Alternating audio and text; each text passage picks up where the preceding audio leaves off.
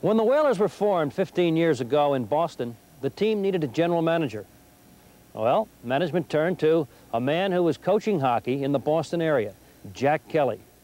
He became the first Whaler general manager, and he is our first inductee into the Whaler Hall of Fame.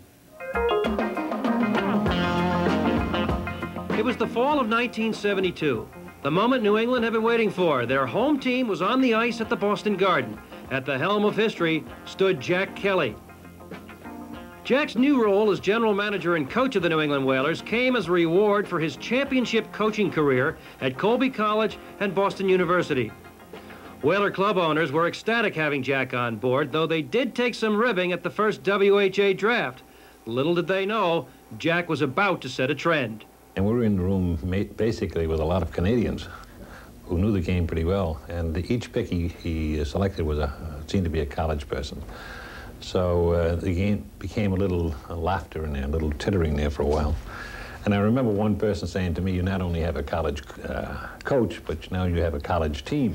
So we did take some digs, but we knew that Jack was a winner. And what a winning season that first year was as Jack coached the Whalers to the AVCO Cup championship. Larry Flo, the first player to be signed as a Whaler, remembers some of Jack's winning advice to teammate Jack Denby that night. He was out killing a penalty, and Bobby Howe was playing for Winnipeg, and he blocked a slap shot from Bobby Howe. I mean, nobody would want to block one.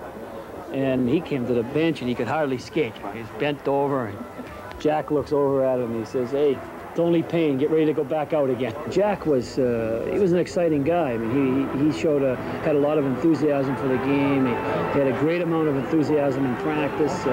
He coached with enthusiasm. That enthusiasm and love for the sport would earn Jack the WHA Coach of the Year award in 1973.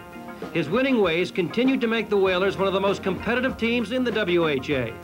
And as the team entered the National Hockey League for the first time in 1979, Jack took on new duties as Director of Operations for the Whalers.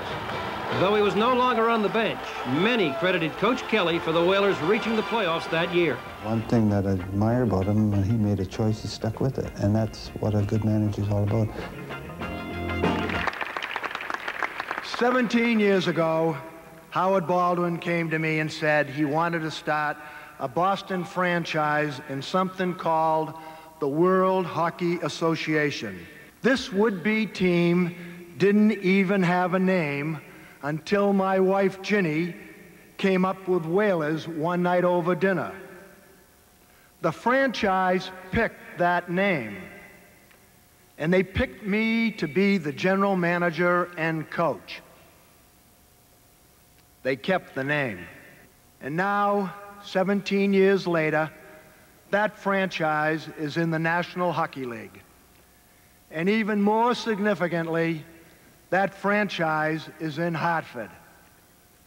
For me, to be a part of its beginning and to be a part of its move and into the NHL, and now to be an honored part of its history is certainly an outstanding thrill.